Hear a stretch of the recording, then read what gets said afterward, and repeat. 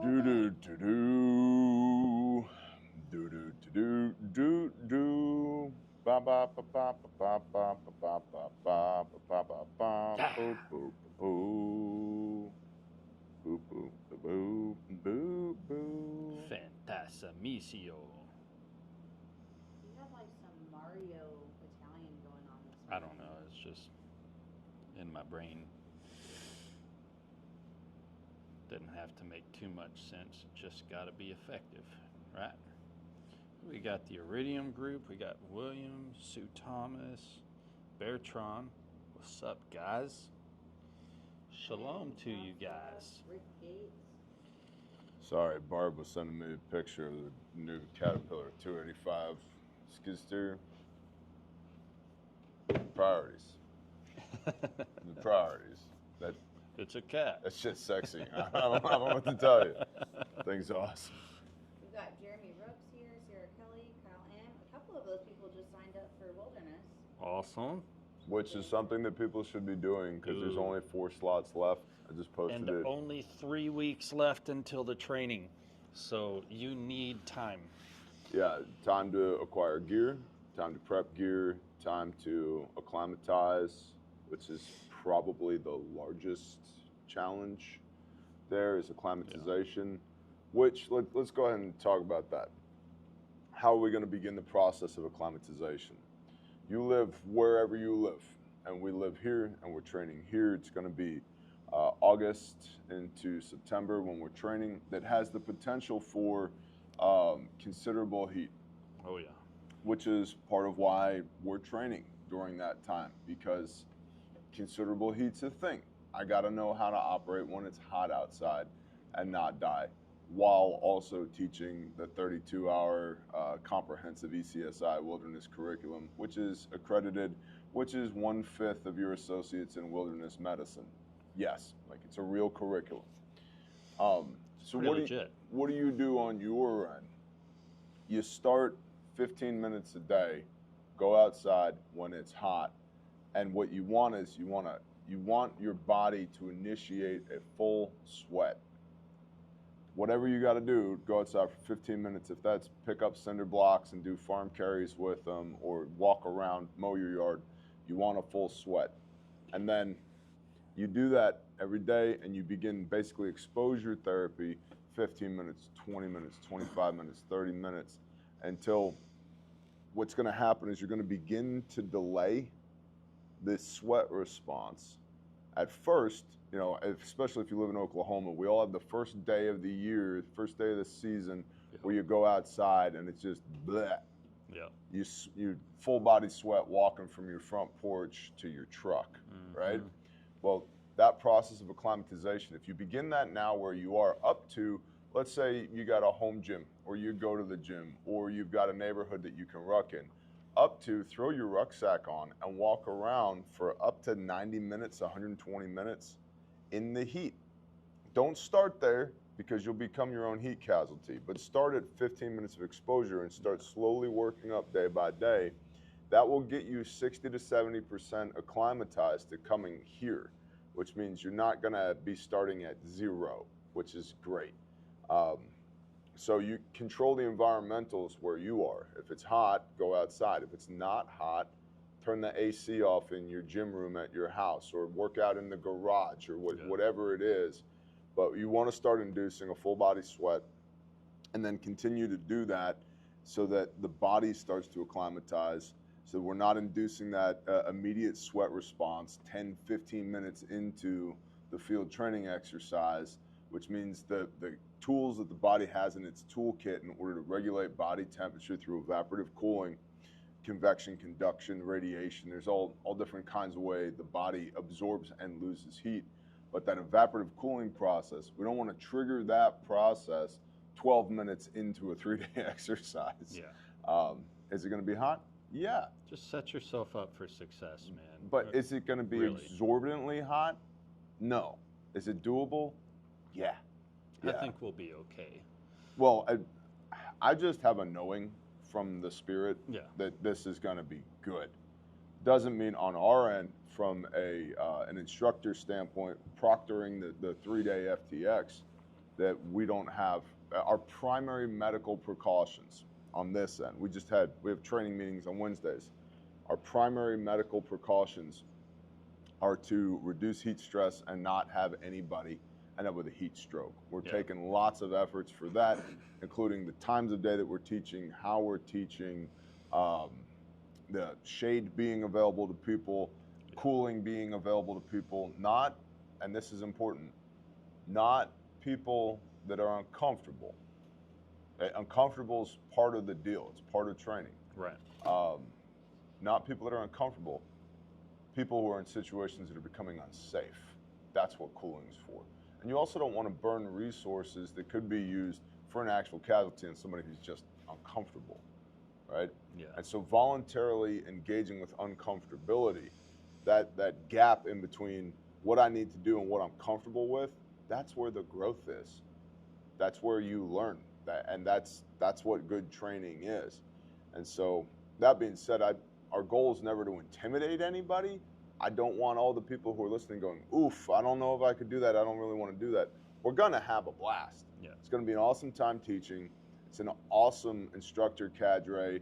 I know 70, 80% of the students who are coming already, they're alumni, they're good people. Mm-hmm. Like it's going to be a camping trip where we're teaching wilderness medicine, and the environment is the stressor. We believe in stress-induced scenario-based training. The environment is the stressor. And so that means from an instruction standpoint, when it comes to teaching, delivering the curriculum, if you've been to Refuge classes before, you know we tend to shoot people in the leg and throw grenades and make you run outside with a tourniquet on your leg and all that. Yeah. The vibe here is going to be a little bit different. Yeah. This is not 3 days of smoke checks. It's 3 days of teaching in situ, where the stress from a training standpoint is the environment. That's what we're having to interact with. And so it's going to be a slightly different vibe, particularly because I don't want to induce heat casualties. 100%. It's as simple as that. But why is there a headlamp on the packing list? A headlamp and a flashlight and spare batteries? Because it's much cooler at night than it is during the day, which means we're going to be doing some learning at night as well. And also, this is a thing, whether you're civilian, EMS, fire, law enforcement, DOD, hey, it's dark half the year. I don't know if you know that, but the sun goes down, and when it gets dark, statistically, that's correct. Yeah, I know. I'm math brain. Yeah. Math brain. When it's dark outside, we still got to know how to do this stuff. Yeah. And everything's different when it's dark. Right? Even if I have a headlamp. Okay, I have a headlamp. Congratulations, you're now a beacon for bugs. Yeah. Now, do 100%. medicine while a beacon for bugs. Freaking sucks. And we got to move this casualty. Okay, how are we going to move this casualty? I can see 12 feet instead of 1,200 feet now. So everything changes when it's dark. Yeah. And our goal is we make people uncomfortable. We don't make people unsafe. Yeah. And we have that's just a cornerstone of how we train. And we put a lot of backstops in place. When we talk about cadre here, just the medical expertise of the cadre, right? We're teaching medicine. Yeah, we're qualified to teach medicine, which means if there's a medical emergency, you're in good hands. But I don't want to get to medical emergency in the first place, whether it's wilderness responder, essential responder, refuge responder, private classes, scenario-based training, whatever it is. We just trained 125 people in Georgia. Oh, yeah. We had the one actual real world. When we call a real world on the radio, that means there's an actual injury. Was somebody who decided they wanted to sit in the rescue ambulance because it was too hot outside. That. Of all the things we did, running, jumping, pulling, buddy drags, shooting at each other, throwing grenades at each other, simulated stab wounds. Rain. Didn't you guys just have a day of rain? Oh my God, no, it rained every day. Every day. Every day it rained. It's just that. It just happened to be that the Friday, on our last day, it rained while we were training, We kind of skirted out, I guess, more or less lucky, though I kind of wish it did rain on us while we were training more. It started raining like within half an hour each day after we wrapped up training. Wow. And I mean, rain. Like- dumping. Like, where did the It's raining road go? sideways. Yeah, like, it was rain. Oh my Yeah, so, you know, with all those environmental factors, with all the scenario-based training, we had zero real-world casualties. Zero. We go out of our way to make sure things are safe, because my whole goal is to get you all home again with more knowledge than you possessed when you came here. 100%. It's as simple as that. And I don't want to break people. I have no intention of breaking people. Yeah. However, when your brain is ready to give up, your body's only halfway done. So that's part of building the mental fortitude, right? Yeah. I just want to quit. What? We don't say the Q word. Mental toughness and a positive mental attitude are the two things that will keep you going regardless of your circumstances. What are our 3 rules? We have 3 rules. Yeah. Do you remember what they are? Oh, don't quit. No whining. Oh, no whining. I always forget about that one. No quitting. I whine all the time, but don't quit and don't die. No whining, no quitting, no dying. Simple as that. We do have rule breakers on occasion, but praise the Most High, nobody's actually died. Yeah, we yet. do. But it's, in any event, wilderness is coming. There's 4 slots left. It's going to be a really good time. And it's actually a pretty good segue into one of the things I wanted to talk about this morning. I've been seeing, particularly on X, which is always considered the source when there's air quote news, air quote reporting, the whole nine. Apparently, some guys yesterday did a live stream about breaking news, terror threat against hospitals in the United States of America. I'm like, that's crazy. Breaking? Shocking. That's nuts. I'm pretty sure I've been talking about that on my channel for over a year. Yeah. Wow. Okay. So, and let's drill down on this. You probably just finished watching Batman or something. To this particular air quote terror threat, it is still, to my knowledge, and based upon all the research I've done, single source. Comes from one place, which is Sarah Adams, former CIA intel analyst who now works for Sean Ryan, who was on his podcast over a year ago talking about this terror threat. I'm not saying that Sarah's wrong. I'm saying that it's single source. Right. And when something is single source, I mean, there's a Bible verse for this. In the mouths of 2 or 3, let a thing be established. Yep. And so either Sarah is right, but no one else has seen what she's seeing, or she's wrong, no one else has seen what she's seeing, or not enough people have paid attention to it to determine if what she's saying is right and or wrong. Yeah. So this is the terror threat to hospitals. And so I just Googled that this morning. I know, you can't trust Google. I didn't say I trust them. I said I Googled it. There's no confirmed or credible terror plot against hospitals in the US or the UK. While an online social media post did raise concerns about a potential multi-city attack, investigations by the FBI and American Hospital Association found no specific credible threat, which we could get into that rabbit hole. So the FBI said there's no specific credible threat.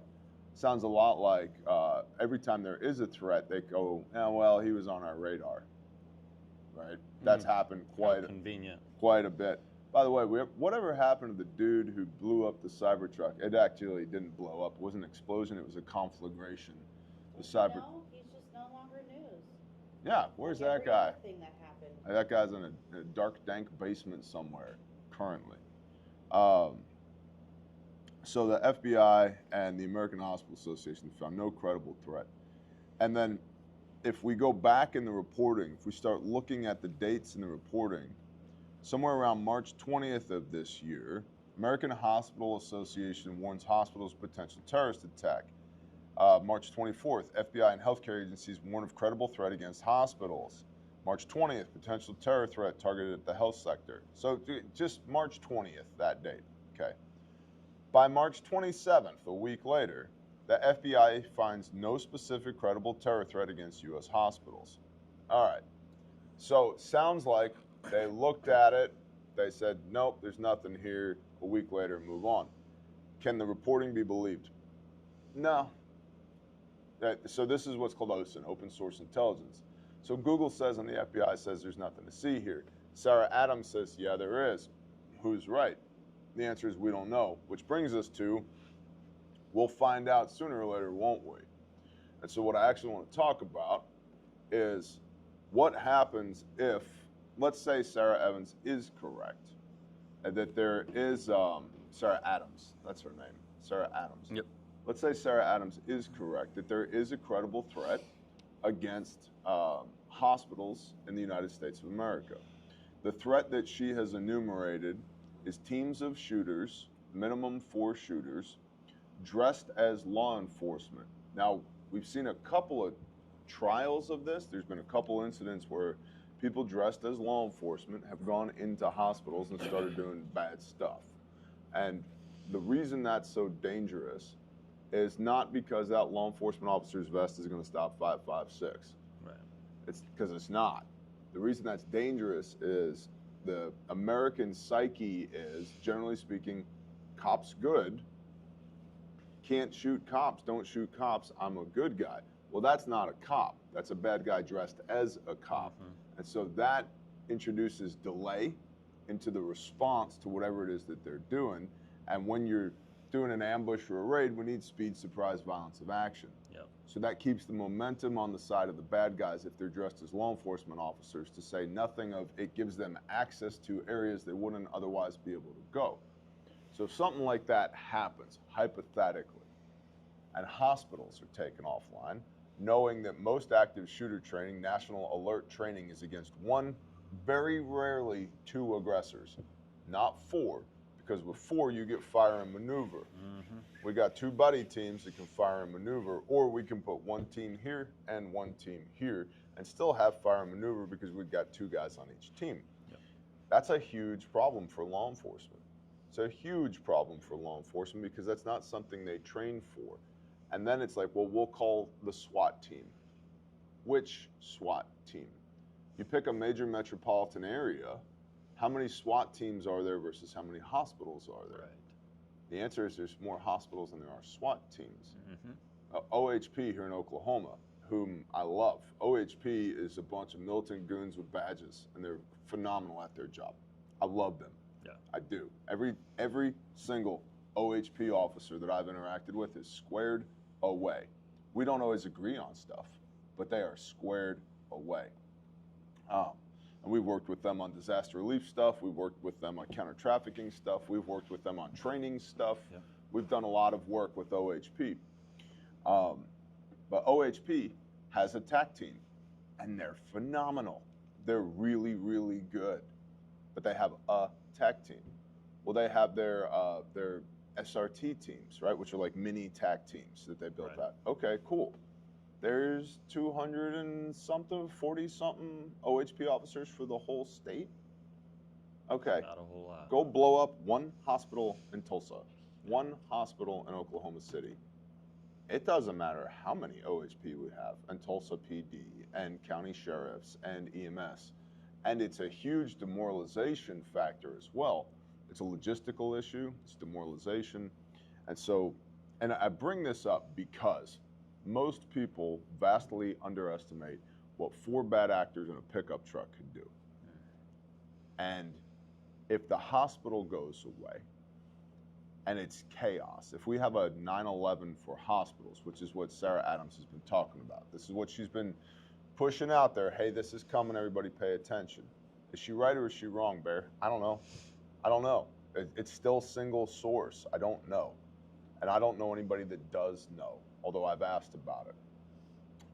I've gotten some reports on the Bear Independent channel of people that have written in saying they work in hospitals and they've been briefed on this as a threat. Okay, but where did that briefing come from? Is it still the same single source? I don't know. They don't know. So if we have a 9/11 for hospitals, what are you gonna do? What am I gonna do? I'll tell you this, pre-hospital medicine, even on the EMS side, if they have TECC, Tactical Emergency Casualty Care, they might drill on casualty collection points. They might drill on MARCH, massive bleeding, airway, respiratory circulation, head injury, hypothermia, expose, evaluate, evacuate, elevate. They might drill on that, but when it comes to the practicality of put this on and do it well, many of them are not up to just basic competency as a standard. They stop when it hurts. Yeah. Training scars. Yeah. 100%. They, like, if they put a tourniquet on, when they put it on. Yeah, Rick called right arm, tourniquet right arm a little while ago, but you were talking. Also, really? Travis is here. Travis? Somebody really covered. Oh, shalom, brother. We love you. Most of these guys will turn it one turn. Boom, tourniquet's on. All right, so now I have venous constriction. I don't have arterial constriction. In order to get arterial constriction, I'm going to have to go at least one turn past that. Now I'm beginning arterial constriction of the brachial artery. If I really want to get it, we're talking another another turn past that. Now, Turn it, wimp. now I have constriction of the brachial artery. It feels vastly different. And you fight the way you train. So if you've been training the wrong way, when it comes time to put a tourniquet on you or to put a tourniquet on somebody else, because you didn't want to get uncomfortable, not unsafe, even when you're just putting a tourniquet on. Yeah. These first responders, regardless of what jurisdiction you're in, are not going to possess the basic competencies to be able to medically intervene, pause the clock on your death or their own. Okay, and if I was a bad guy, I'm not starting at the hospital. I'm starting at the commo repeaters. Yeah. Starting there, taking that away first, then the hospital. And I'm not incendiary devices. I don't want to give the bad guys too many thoughts here, too much inside information. But 4 guys don't all have to be in the same place at the same time. And we've seen this up in Idaho, law enforcement being ambushed, not law enforcement, EMS being ambushed by a shooter with a high-powered assault rifle, 5.56, 22 caliber, okay? Most EMS departments don't have what's called TEMS, Tactical Emergency Management, and their job is to go into a warm zone, which is where the violence was but is temporarily stopped, and do medicine. Most EMS only goes into cool zones, meaning the law enforcement has completely removed the threat. Which, by the way, either one of those can turn into a hot zone like that. Yep, instantaneously. So most places don't have TEMS, Tactical Emergency Management, or Tactical Emergency Medical Services. And the ones that do don't have a lot of TEMS officers, and the TEMS officers, generally speaking, are wearing soft body armor. Yep. Level 3, soft armor. It would be chaos. It would be absolute chaos. And praise the Most High that he's been graceful enough that thus far these attempted attacks have had a stunning lack of coordination and technical proficiency. Yeah. Because if you took 4 people, just 4 dudes in a pickup truck that had a little bit of coordination, a little bit of technical proficiency, pick a tier 1 or a tier 2 city. Yeah.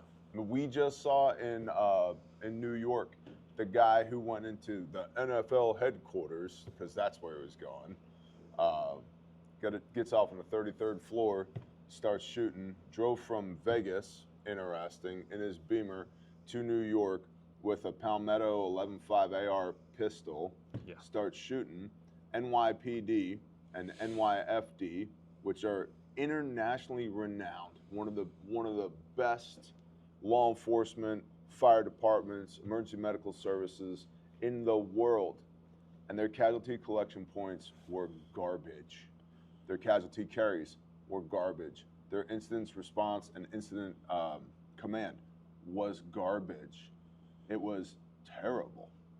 And one of the casualties was a law enforcement officer that was shot through his soft armor vest with an AR, because it's gonna zip right through it, like it's not even there.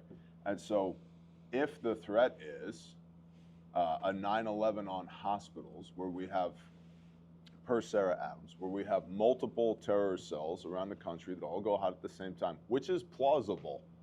This is not like, nah, that would never happen. It's quite plausible. The FBI says there's more than 4,000 known terror cells in this country, including one in this county. If they're known, why aren't they doing anything about it? They always do this too, right after something happens. He was on our radar. Yeah. You don't say, why didn't you do something? Lauren, A lot of opinions. there's, why didn't they do something? Well, Why don't we still have the Epstein files? here's the deal. There are some good feds, but there's more bad feds. And by bad, I don't mean necessarily working against the people of the United States of America. I mean bureaucrats. Yeah. There's more bad feds than there are good feds, and the good feds are having to observe the chain of command and go through the motions in order to get anything done. I can't tell you how many just open and shut, rock solid trafficking cases I've dropped on a Fed's desk, and they just go to that desk to die. It's like, here's everything you need. It's in this folder. Everything. This intel is so fresh. We gathered the intel, typed the report, and brought it to you. This intel is 60 minutes fresh. With it, that, like, it's ready to go. I could, in fact, give you real-world updates on where this individual is right now. We've got him under surveillance. It doesn't get any better than that. They're like, thanks so much. We'll be in touch. No. Yep. There's an FBI field office right up here in the Walmart corridor. I'm very familiar with it. They're very familiar with us. Okay. I can't tell you how many files have ended up on that desk and they just go there to die. So what do? If I know at that field office, files go here to die, all right, I don't go to that one. Find a different field office, find a different Fed at the same field office. There are good Feds, but by and large, that machine has become such a bureaucracy that nothing gets done. Yeah. And it also, what is their work product? What are they being encouraged by their leadership to produce? If their work product is simply locate and enumerate the number of known terror cells in the country, check, we did that. Here they are. Okay, that looks great. Thanks, Tim. Keep updating that for me. Hey, are we ever going to do anything about that? Well, the big push is down on the border right now. Okay, what about the dudes that are already here? Well, Yeah. it's being handled. It's being handled. You send an email to somebody else. You lateraled over in the chain of command. You emailed some other GS-12, and it's like, hey, yeah, there's terror threats here. Okay, thanks so much. We're on top of it. They print the email out. They put that in the filing cabinet over here. It's handled. Yeah, the CIA's monitoring that. Sure. Yes. Good. They got to know who to pay. They got to know who to send the weapons to. Oops, I said the quiet part out loud. My bad. Point is, these potential threat vectors have a real impact on people. Yeah. Like if you lose a hospital, most states only have one level 1 trauma center. Some have more if they have a higher population, but most states have one level 1 trauma center. You lose that, you take that away from pre-hospital emergency medical services, what do they elevate to? Where do they go? Okay, and if it's a terror threat, check this out. It's a terror threat, and they lock down airspace, law enforcement, military only. We've seen that before. Oklahoma has more med flights per capita than anywhere else in the country because only 4 million people live here, and 1.5 million are in Oklahoma City, 1 million are in Tulsa, and the other 1.5 million are spread out across the entire state. You're just as likely to get a helicopter as you are an ambo around here. Because there's vast distances in between people and definitive care. Yep. So send me a helicopter.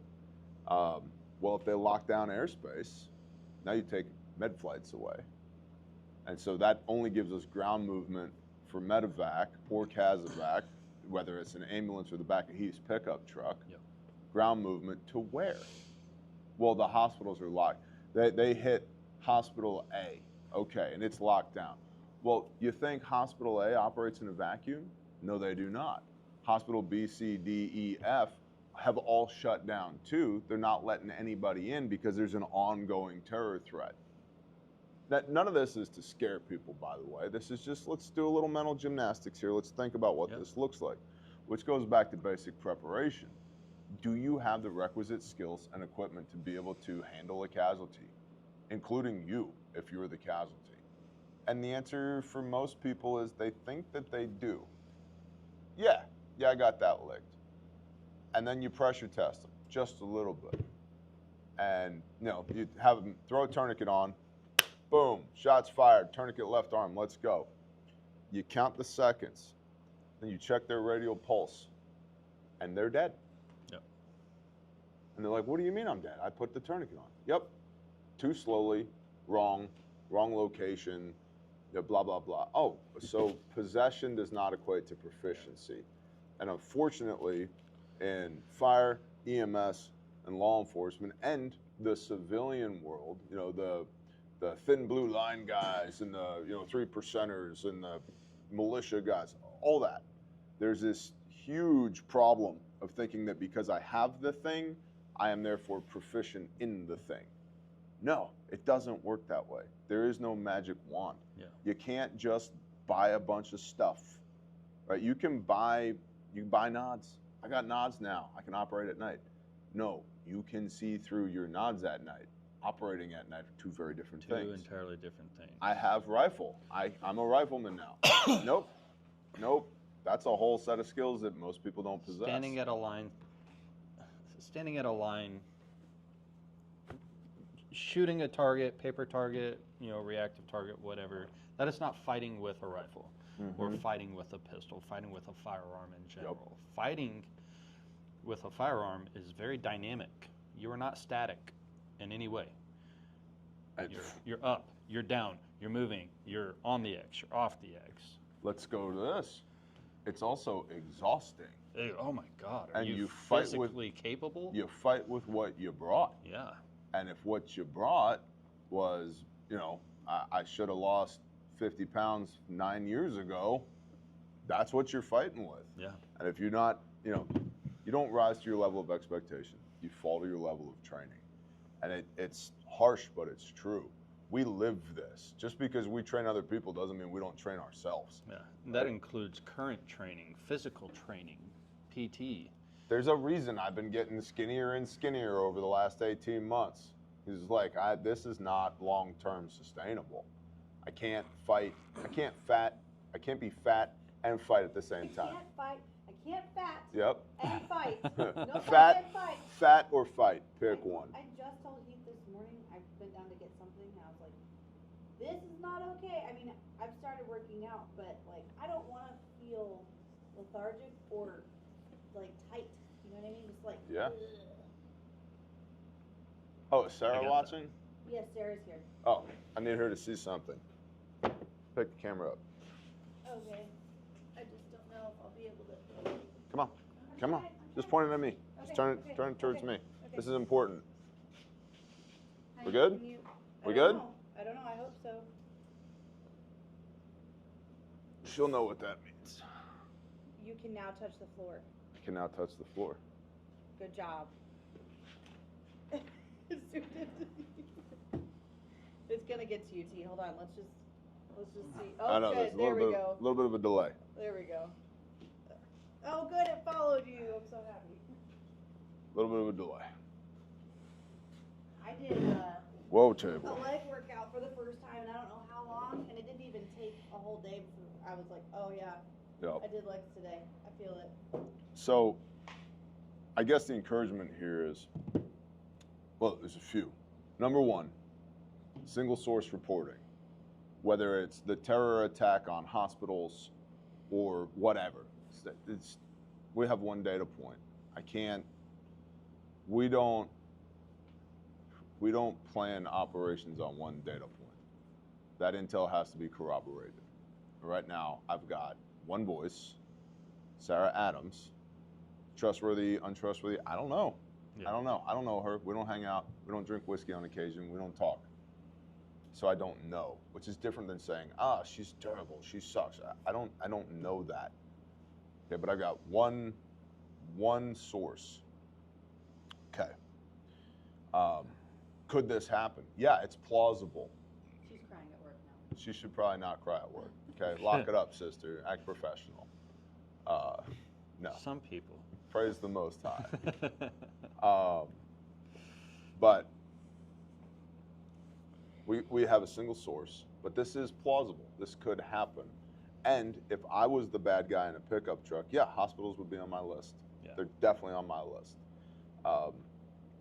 So what does that mean for us? It goes back to basic preparedness, man. I got to have a plan to be separate from the system, willingly or unwillingly, for a period of time.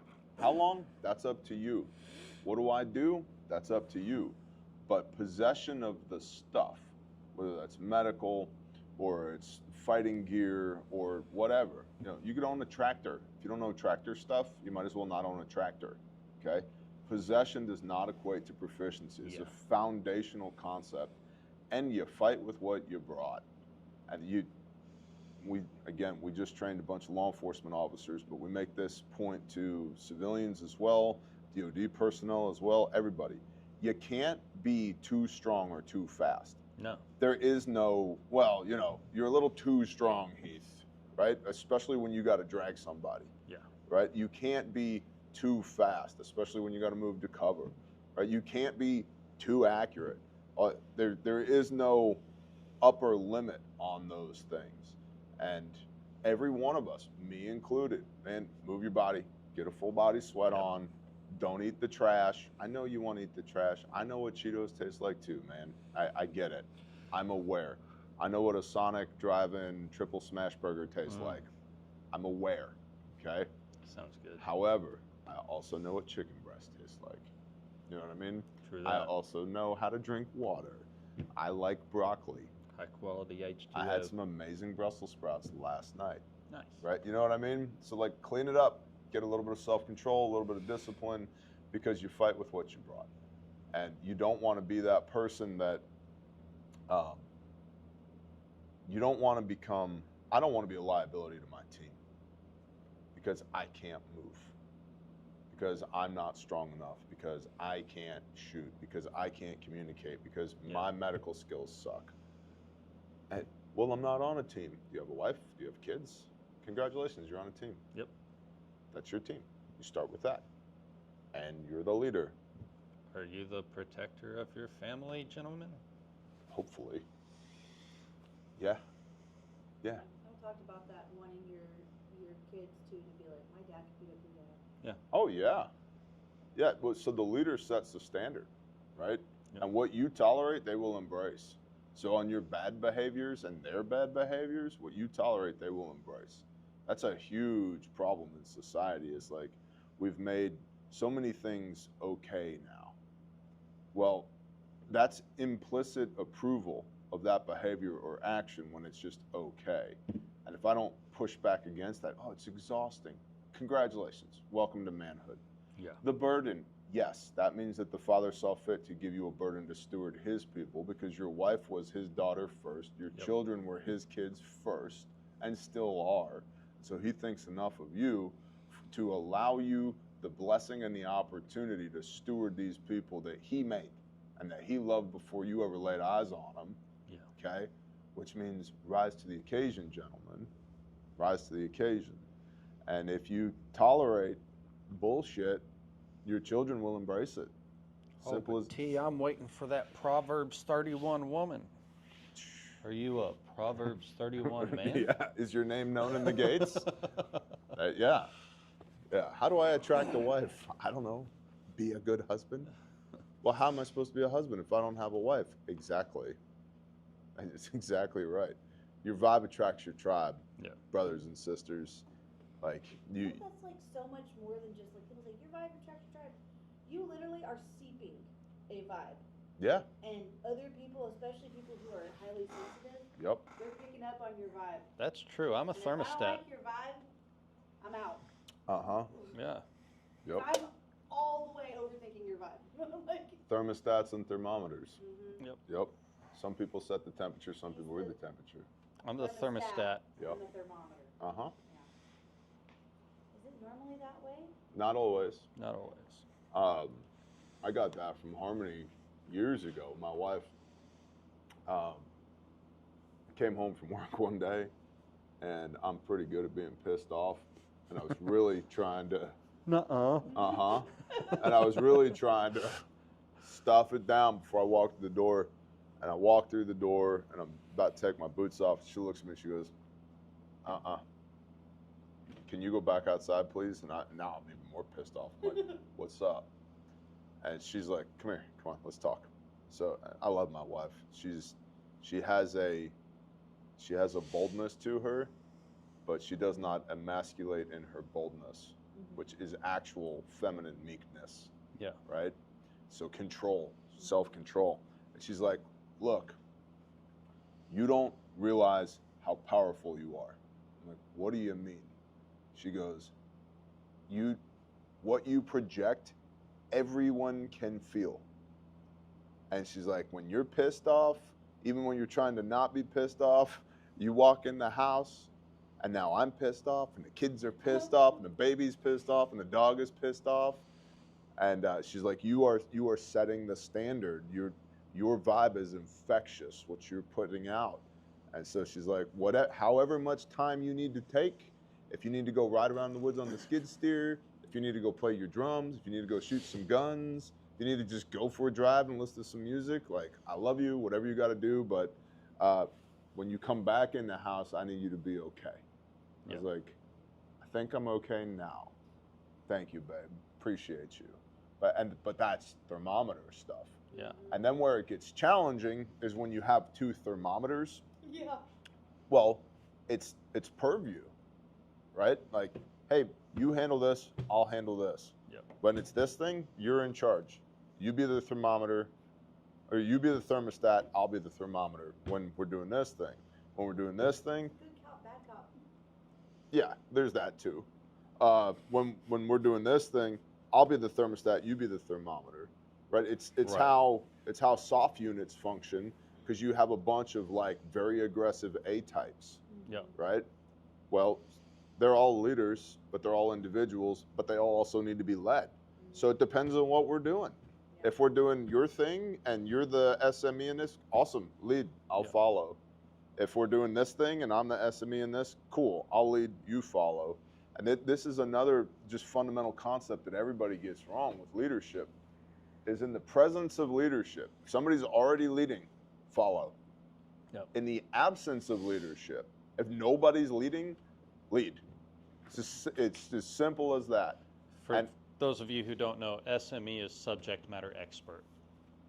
A SME. SME. Wasn't that the name of the dude from Captain Hook's guy? Yeah. From Hook. Yeah. SME. SME. SME. Squirrel. Oops. Oh man. Squirrel. So anyway, you can get a Fieldmatic for $200 off right now using code FM200. Do it. That's Do a it. phenomenal kit. We were just Do it. You won't. Mike and Fripp were just packing some of those the other day, and it had been a while since I've looked inside of one. You know what I mean? Like, oh yeah, I know it's in a Fieldmatic, right? Like, it'd been a while since I looked in one. I'm like, I mean, I have one. It's in my team room. Yeah. I got a stomp bag in the back of my truck right now. It's just been a while. And so I'm like, damn, this is a good kit. At $200 off is not nothing. No. That's Well, and you get free shipping on it if you do the free ship code because it stacks. okay. So you also don't have free shipping, which shipping nowadays because Yeah. shipping is crazy. Well, that's a big kit too. Yeah, That's a heavy. backpack size kit. You know, it's a 22 pound. So you use bag. FM20 and you use ship free. No, it's FM200. Sorry, FM200. Yeah. And then ship free. And the code ship free, so free shipping as well. That's awesome.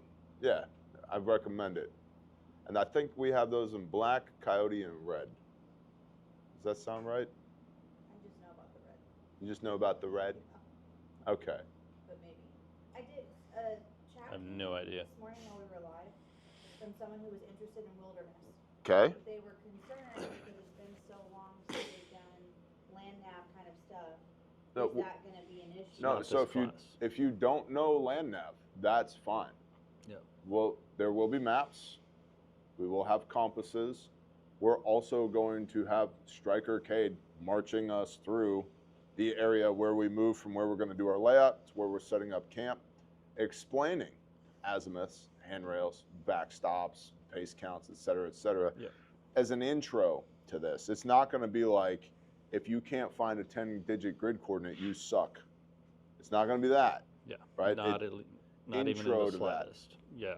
Um, This is a responder class, 3-day responder class. So like, remember the idea of wilderness responder is anything that is more an hour or more away from higher care. So if you're an hour or more in terms of travel time from a hospital or an emergency center, right? That's your wilderness moment. So whether it's, you could be in the middle of Tulsa, but it's going to take you an hour to get to the nearest hospital. Okay, so that's, wilderness responder in the city, so keep all of that in mind. We're talking about, what is the term? Prolonged field care, right? So how to effectively render aid and allow that to be effective for a prolonged period of time until you can actually truly get that handoff executed to higher care. So there's also a gentleman by the name of Charlie Mike Adams, who I met in Kentucky at the Kentucky Sustainable Living event, who was giving a very basic intro to land nav class. I was like, let me see. Actually, let me back up. Full disclosure, I met him in the lobby of my hotel on Friday night, where Dr. Trevor and I were observing Shabbat by sitting in the lobby with a handle of Maker's Mark, just catching up because we're like best buds. And we were joined by another gentleman, and then we were joined by another gentleman, which was this Charlie Mike Adams fella. I was like, I like this guy. I like him. Good vibes. Yeah, turns out he's former 7th group. Turns out he was like one of 12 people in his year to complete the Army's advanced land navigation class. Turns out he teaches land navigation for SOCM. Turns out blah, blah, blah, blah, blah. And turns out he was given a class, Intro to Land Nav. And I was like, cool. He's also an author, blah, blah, blah. And so I went to his class. Me and Mike did go to his class. And I was like, yup, this guy knows what he's talking about. And so we're in conversation. The concept is already approved. We're trying to find dates that work, where he will be coming out and he'll be teaching a full-blown 3-day intensive land nav class on behalf of Refuge at the same property where we did night responder, where we're doing wilderness responder, same property where we're doing tactical radio operator with Evan this coming spring. And it's I'm trying to get him to come because we're doing 0 to hero, tactical radio operator, then essential responder. I'm trying to get him to come that following week as well, because a big part of his class is using the radios while you're navigating. Oh, that's I'm like, that's packed. what an awesome block of instruction that would be. But in any event, we will be bringing him in to teach land nav, because he's the guy. He literally teaches it to SOF, Special Operations Forces. That's what he does. Phenomenal human being. Just, I love people that are incredibly capable and also really humble. You know what I mean? Yeah. And if you were to just sit there talking to him, he's just another dude. We're all just another dude, right? Right. But when we're in the bucket where he's the SME, it's like, oh, go buddy, do your thing. You lead, the rest of us will follow. You know what I mean? And so when I have dates for that, we'll post them on the website, which, by the way, if you're not regularly checking refugemedical.com, you're missing out on a ton of stuff. how regular, I don't know. There's like deals of the day. There's different stuff every day, every week. The banner across the top is always changing with different deals, as well as the training tab. Like I just put a post up on my Patreon this morning of just the training dates that are currently in the store, and I had to just keep typing. Like it just kept going.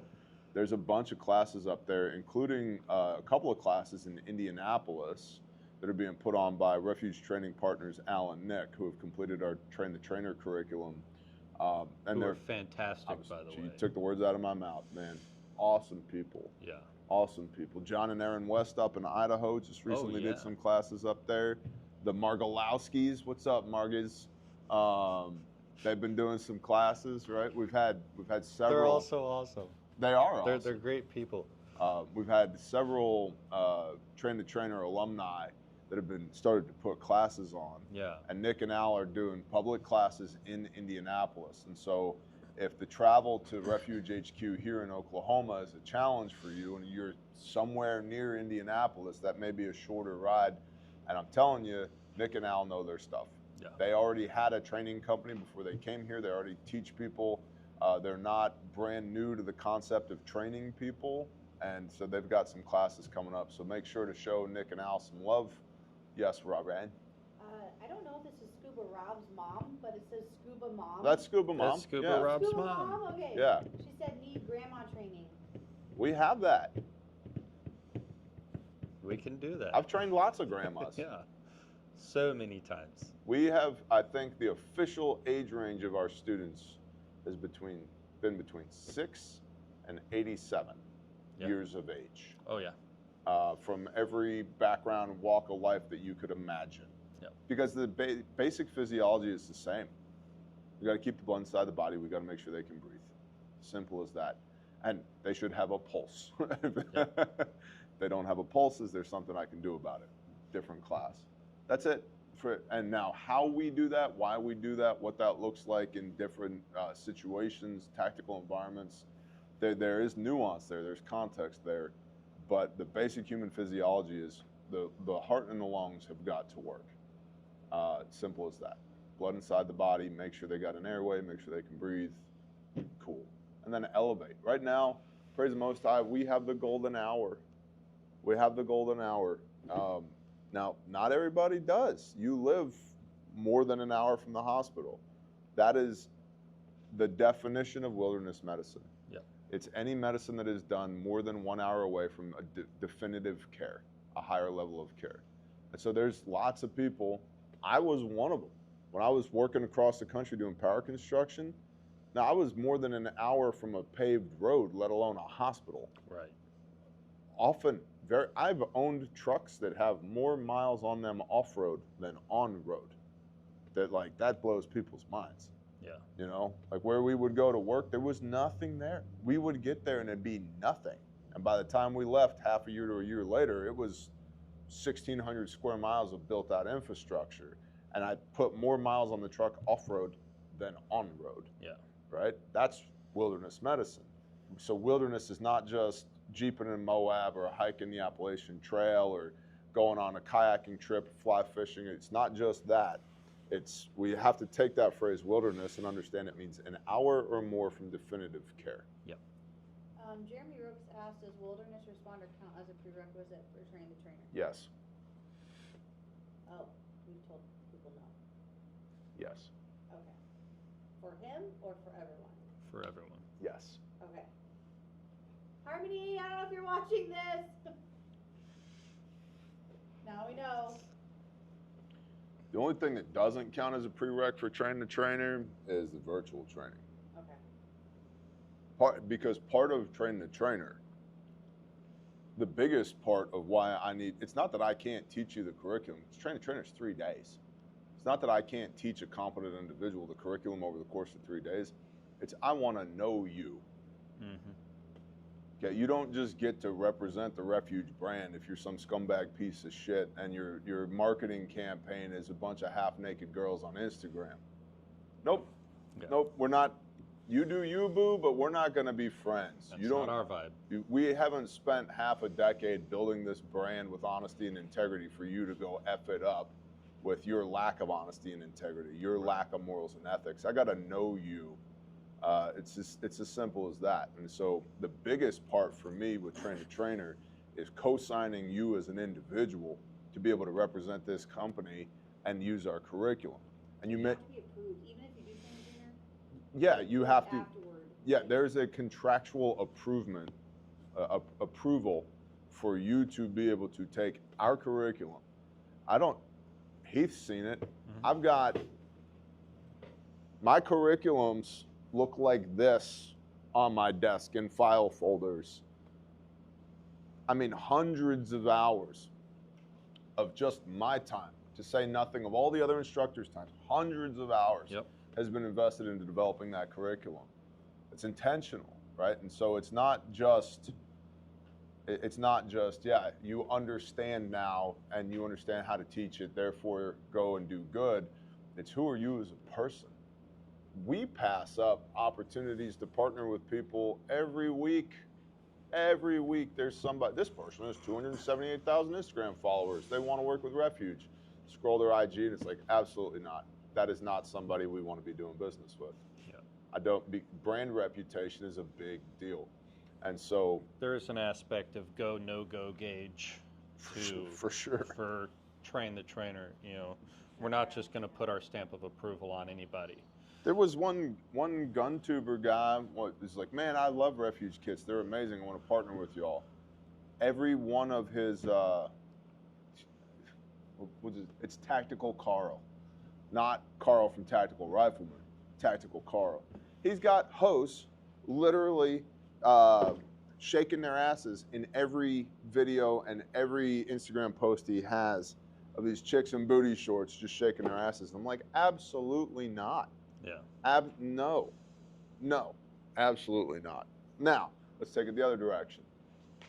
We're working on something. The Personal Emergency Casualty Kit Rapid Response. Is he showing them? Not yet. Okay.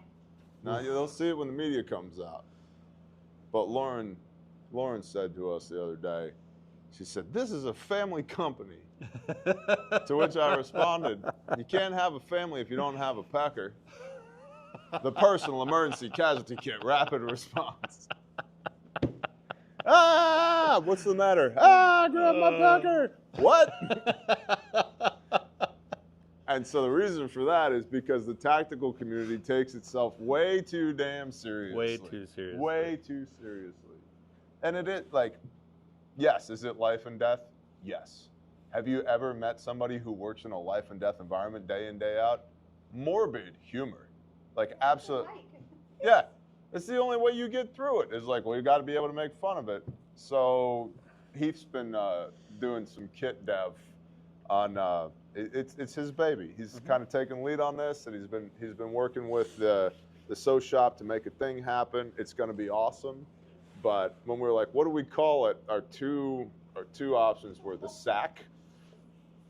Or what was the sack for? I can't remember. It was something like Strategic Access Kit. Yes, Yeah. Strategic access. Yeah. Yes, Yeah. Yep. Because everything's got to have an acronym if it's going to be tactical, or the Packer. Because I just the marketing for the Packers is too good. It just writes itself. It's too easy. It's yeah. Oh no, man, grab my Packer. What? Hurry up. Ah. Roll him over. Check him.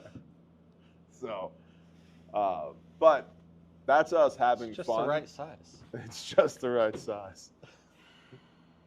I still think, man, it's like, hey babe, what do you think? It's perfect, right? She's like, yeah, it's fine. It's great. Yes. Okay. I love it. It looks great. You do such a good job. Oh man. Yeah. It's so good. It's like it opens fast, maybe even too fast. The marketing writes itself, you know? But that's different. It was a little premature.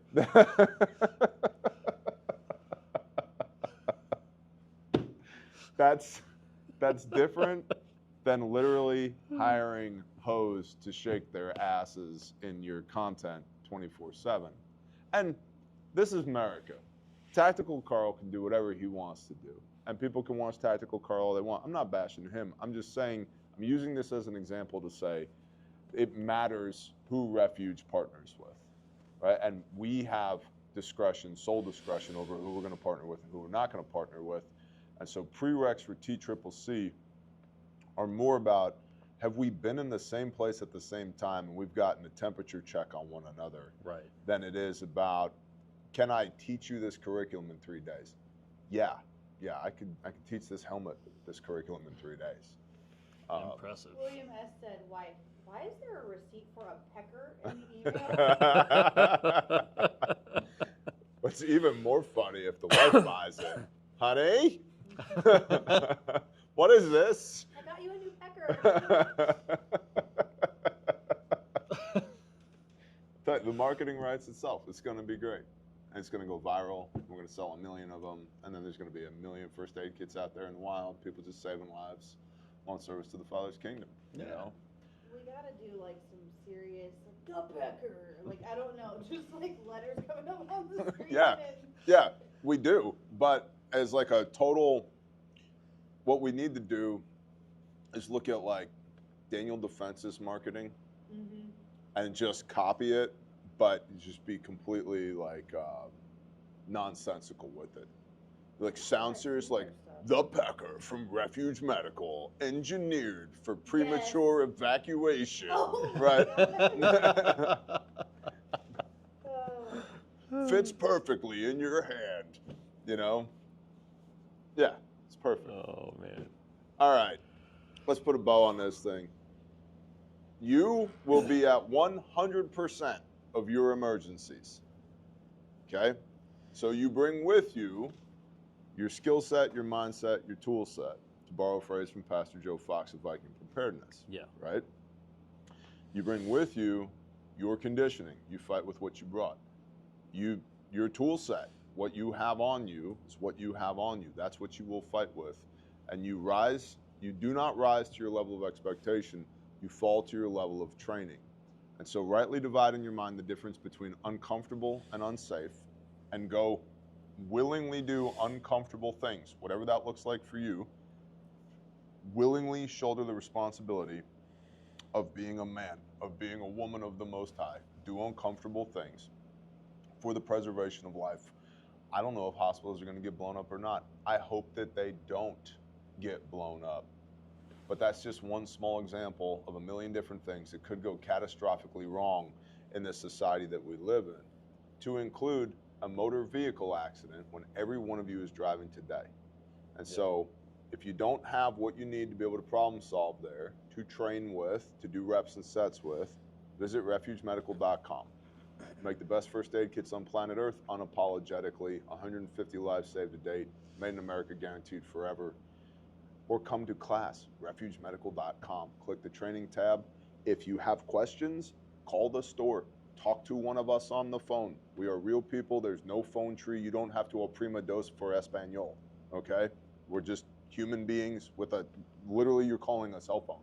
Hello, Refuge Medical. If you prefer to use your fingertips or your thumbs, you can shoot us an email, admin@Refuge Medical. There's also a chat on the website that does not have an AI chatbot on it. It has people on it, because I have pushed back against the robots forever and a day, and will continue to do so. We have humanized every aspect of this business to the best of our ability. It's slower. It creates more operational drag. It's not as profitable. It's not as efficient, but I don't care because it's people, okay? So if you want to talk to our people, call the store, shoot us an email, use the chat on the website. However we can help, we're happy to help. There's a whole bunch of public classes up on the training tab at refugemedical.com. There's 4 slots left for wilderness class, which is in 3 weeks. It's going to sell out. Get a seat, come to class. It's going to be a blast. If you would like a private training event for your department, your agency, your company, your church security group, your mutual assistance group, your whatever you're into, your Labrador Retriever breeding farm, okay, whatever. Shoot us an email, admin@refugemedical.com. We can hop on a call, discuss your needs. And it is back to school season. So make sure you have what you need for the preservation of life, whether that's Band-Aids or blowout kits, we got you. RefugeMedical.com. Got anything to add? Yeah, for the wilderness responder, if you do sign up, please take the required items list on the packing list seriously, because I don't want to have to turn anybody away for not being attentive to detail. Because big factor, we're going to be out in the woods camping for 3 days, and it's extremely hot, and we have a certain level of responsibility to care for you guys, so we need everybody to be operating at maximum effective proficiency within their brain and all these things. So be cognitively aware of what it is that you're packing. It's also important to point out, when you sign up for Wilderness, you get access to Refuge's Mighty Networks, and there's a bunch of additional content on there from a training value standpoint, as also from a preparatory standpoint. And we have, is it this Wednesday coming up? It's the 13th. The 13th. So Wednesday, we have a live pre-class Q&A session with the training cadre to help talk through any concerns that people have, go over the packing list, address whatever that is before we come to class. And so there's a whole Refuge Medical Mighty Networks as well. We'll talk more about that later, probably November, December of this year. There's some really interesting things coming.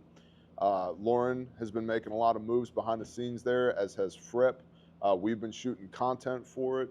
But right now, if you sign up for Wilderness, you get access to that as part of the class, just to make sure that everybody's on the same page, everybody's ready to roll when they get here, and have even more interaction with y'all, so we can ask questions, address, provide answers to your questions, because we want people, we believe deeply in experiential learning, right? That's how people learn, it's through experience.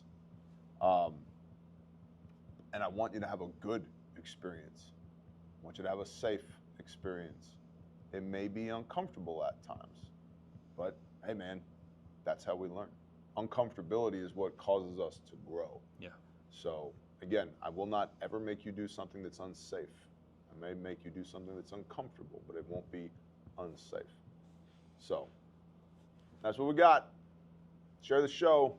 Help Refuge grow this little YouTube channel. And go out there and be the light, my homies. We'll see you when we see you. Go buy yourself a kit from refugemedical.com. They've got the best acronyms. Buy your grandma a decompression needle. Grandma needs a decomp needle. Don't do that. Don't do that. Yeah, she does. Grandma needs a decompression Okay, needle. bye. What is this, sweetie?